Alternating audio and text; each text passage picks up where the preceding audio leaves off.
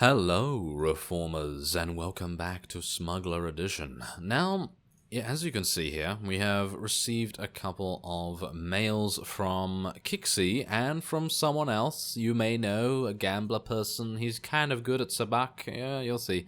Anyway, Kixie says, hey, didn't take much digging to score your HoloNet ID, and I couldn't leave Coruscant without thanking you again. Not sure what would have happened to me if I had stayed locked up with the Migrant Merchants Guild, but I'm guessing good wouldn't describe it. Think I've had enough of Republic space for now. I'm heading home to my family on Ryloth. I thought that said Hoth for a second there.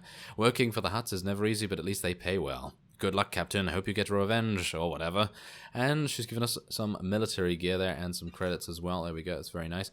And we have a message from Darmus. Of course we do. Captain, my network just gave me the good news that you're back in business. I hope Skavak left your ship in good condition. Sorry that rascal escaped justice, but something tells me you'll get another shot at him. It was a pleasure assisting you, and I do hope we cross paths again someday.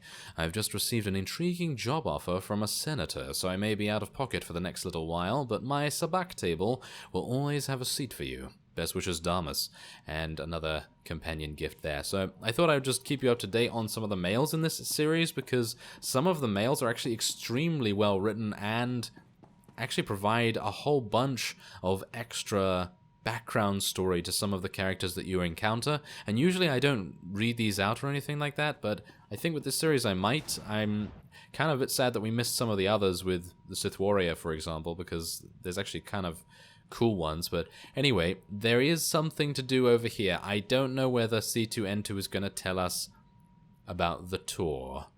He might be telling us about the tour, because in the last episode I said, oh, I was very thankful to skip the droid tour, but I think that he's going to want to. If he is, I'm probably going to skip it.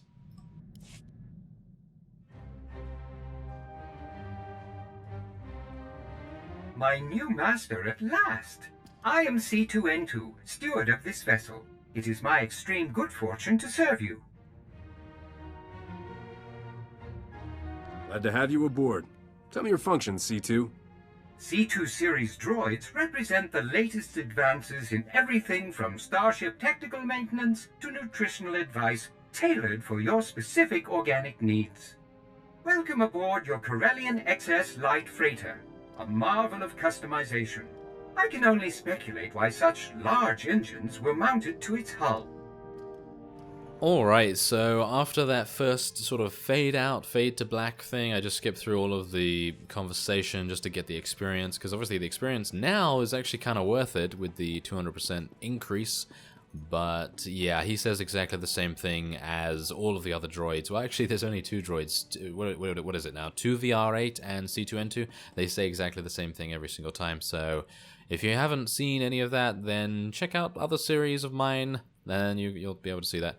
So anyway, we are now going to... yeah, I was going to say travel to Taris, but I think we probably want to talk to Corso first. So, how'd you end up out here, Captain? Was there ever a time you wanted something more normal? A family? A steady job somewhere you didn't need a blaster in hand? I've got my freedom, my ship, and my gun. What more is there? I've just been thinking about a guy I met in the brigade. Mercenary. He'd been fighting for the Republic for 20 years. I was 16, fresh off the ship. This guy gave me my first blaster. I thought you country boys grow up shooting. I mean, sure, I'd handled a hunting rifle, but never anything aimed at people. This guy told me, gun's just a tool. You use it to destroy, or you use it to protect against those who would destroy you. And you took it to heart. Made me think different about guns. You can't protect the people you love if you're afraid to get your hands dirty. I brought Torchy home, and my parents made me lock her up, told me not to wish away peace. I didn't have her when the Separatists came. Ah, I see. So there's his little speech on gun philosophy. We're going to speak to Corso a little bit later on, but as you know, that must be why he kind of blames himself, because he wasn't able to defend his family, perhaps?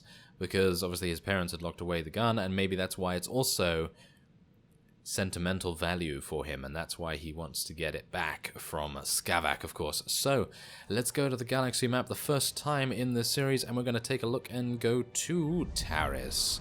BERYL'S bargain. Of course I would go to the planet, the last one I mouse over, isn't that just always the way? Anyway, I think we're going to... Oh, we're going to actually speak to Risha.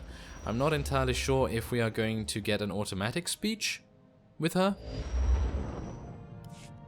Ah, Taris. Did you know you've just landed on the biggest graveyard in the galaxy? There's not much to enjoy here, besides skeletons, ruins, and man-eating creatures. It's the perfect romantic getaway, sweetheart. Don't flatter yourself, flyboy. And for the record, I prefer my cities intact. Taris was the Coruscant of the Outer Rim, until some lunatic leveled it centuries ago. Now it's a toxic swamp. We're here for an astrogation chart that was in a vault when Taris fell. That vault's somewhere in these ruins. What do we need with some musty old astrogation chart? I worry about the why, and you take care of the how. That's our deal, remember? Our lost vault was designed to be recovered after a major catastrophe. All we need are the right sensors to locate it. The catch is, the only person I know with access to those sensors is someone who hates me. Well, who else has access to the sensors? We don't have time to find out, but luckily, we don't have to. I made our contact an irresistible offer. One of the deal's terms is that she doesn't have to see me. I need you to get that vault's location, Captain. Impress the stars out of her. People always tell me how impressive I am. That must be a terrible burden for you. I should also warn you. Skavak knows about the vault. We can't let him catch up. Relax. This is me we're talking about. And I have every confidence in you. Well, almost every. The astrogation chart in that vault is essential to finding Nocdrane's riches, Captain. Your contact name is Beryl Thorn. When Beryl gives you the vault's location, come back and see me. Oh, and try not to let anything eat you. I will try my best. However, that's kind of a bit weird, isn't it? Those contract terms are that she doesn't have to see her, so I would assume that there's some bad blood between Risha and Beryl. But, well, that's the thing. Risha is kind of a bit thorny, if you know what I mean, because obviously Beryl's name is Beryl Thorn, so, yeah, I'm making a wonderful joke once again. I really should be on Comedy Central, shouldn't I? Anyway, we are going to be making our way on to Taris, the poison planet. Actually, it's not the poison planet. Technically, Quesh is the poison planet, but this is kind of toxic. Agent Saganti with the Republic Customs Office. What brings you to my planet, Captain? My reasons are my business. Understand? Stow the attitude, unless you want me to impound that ship of yours. The Republic Customs Office monitors all starship traffic and ensures no illegal goods are transported on or off this planet. There's a lot of contraband making its way around Taris. If you see anything suspicious, I suggest you report it immediately. I sincerely have absolutely no idea what you're talking about. Honest. That's right. You have solid citizen written all over you. I take a special interest in every new arrival to my planet, Captain. Keep your nose clean and we won't have any trouble. Clear? Do you give this speech to everyone? Just the ones I think need to hear it. Enjoy your visit to Taris.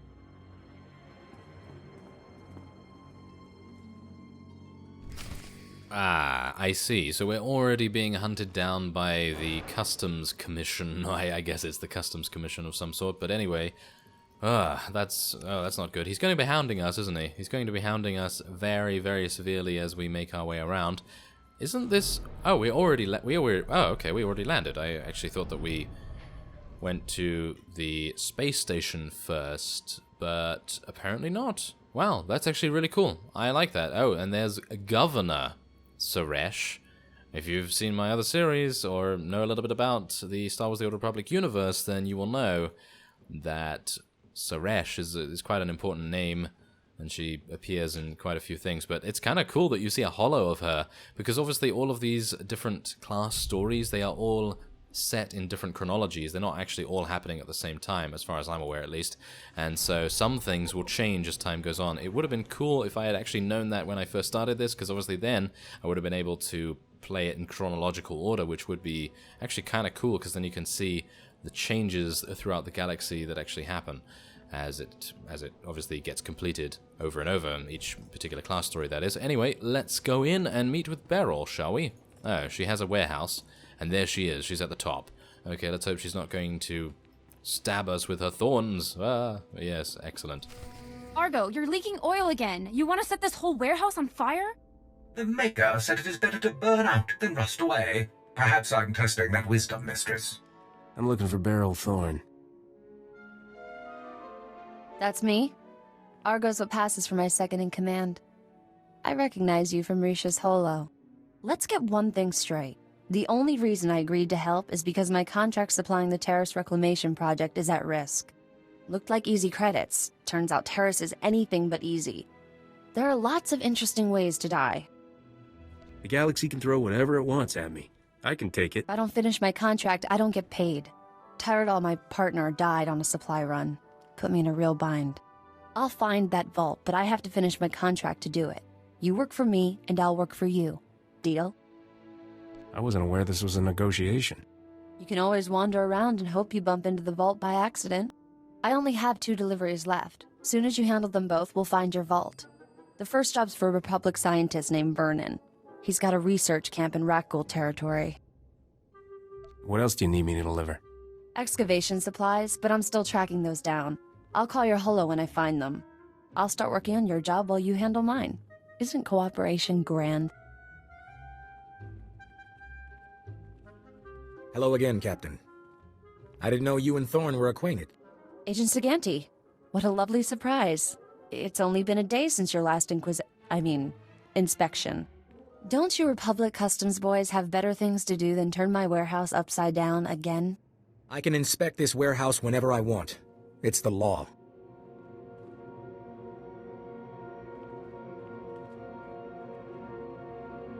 Take Dr. Vernon's delivery, Captain. There's no reason for you to stick around. What kind of man would I be if I left you alone with this guy? A smart man. I can take care of myself. But thanks. Poke around the warehouse all you want, Agent. You won't find anything out of order. What did I just step in, Thorn? My apologies, sir. I believe that is my hydraulic fluid.